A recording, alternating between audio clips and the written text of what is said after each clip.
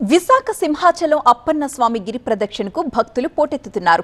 32 కిలోమీటర్ల మేర కొనసాగనున్న గిరి ప్రదక్షిణలో భక్తులు ఉత్సాహంగా పాల్గొంటున్నారు. భక్తులు భారీగా తరలిరావడంతో గిరి ప్రదక్షిణ దారులు గోవిందనామస్మరణతో మారుమోగిపోతున్నాయి.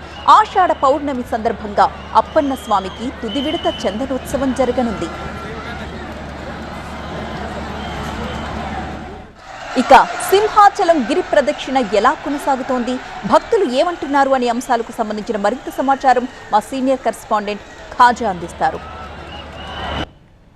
సింహాచలం గిరి ప్రదక్షిణ కొనసాగుతుంది. రాత్రి కూడా భక్తులు అశేషంగా గిరి ప్రదక్షిణ కొనసాగిస్తున్నారు. 32 కిలోమీటర్ల మేర ఈ గిరి ప్రదక్షిణ సాగుతోంది. గోవిందనామ స్మరణంతో సింహాచలం దారులన్నీ కూడా మారుమోగుతూ ఉన్నాయి. ప్రస్తుతానికి సింహాచలం నుంచి హనుమంతవాక దాదాపు 11 కిలోమీటర్ల మేర ఈ గిరి ప్రదక్షిణ చేస్తే మనతో పాటు కొంతమంది భక్తులు ఉన్నారు. ఎలా అనిపిస్తుంది మీకు? నాకు చాలా హ్యాపీగా అనిపిస్తుంది. చాలా హ్యాపీగా ఉంది. ఎలా అనిపిస్తుంది అమ్మా? గిరి ప్రదక్షిణ చాలా హ్యాపీగా ఎంజాయ్ గా చేస్తున్నాం. మాకు చాలా సంతోషంగా ఉంది. ఎక్సలెంట్ గా గిరి ప్రదక్షిణ అవుతుంది. కనుచూపు మేర దాదాపుగా 11 కిలోమీటర్లు ఆ గిరి ప్రదక్షిణ చేసిన తర్వాత దాదాపుగా 12 కిలోమీటర్ల అడుగు పెట్టారు.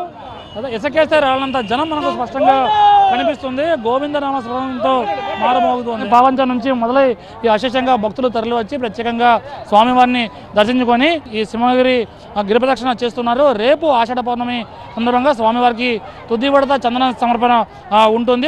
హనుమంతవాక జంక్షన్లో ప్రస్తుతం మనం చూస్తూ అంటే ఇది హైవే క్రాస్ చేసే పాయింట్. ఇది ప్రత్యేకంగా ఈ గిరి ప్రదక్షిణకి పాల్గొన్న ఈ భక్తులంతా కూడా 11 కిలోమీటర్లు పూర్తి చేసిన తర్వాత ఇది 12వ కిలోమీటర్లోకి వీరు ఎంటర్ అయ్యారు. హైవే దాటే క్రమంలో చూడొచ్చు ఎంత ఉత్సాహంగా వచ్చారో భక్తులంతా కూడా. ఎక్కడి నుంచి మేడం మీరు? మేము ఆంధ్రప్రదేశ్ నుంచి, శ్రీకాకుళం డిస్ట్రిక్ట్. ఎన్నోసారి ఇది? ఇదే ఫస్ట్ టైం. 32 కిలోమీటర్లు పూర్తి చేసిన తర్వాత మళ్ళీ సింహాచలం చేరుకొని స్వామివారికి దర్శించుకుంటారు. రేపు స్వామివారికి తుది విడత చంద్ర సమర్పణ చేస్తారు. ఆషాఢ పౌర్ణమి సందర్భంగా ప్రత్యేకంగా భక్తులకు దర్శనం భాగ్యం కల్పిస్తారు. కెమెరా పర్సన్ బాబుతో ఖాజా టీవీ 9 విశాఖపట్నం.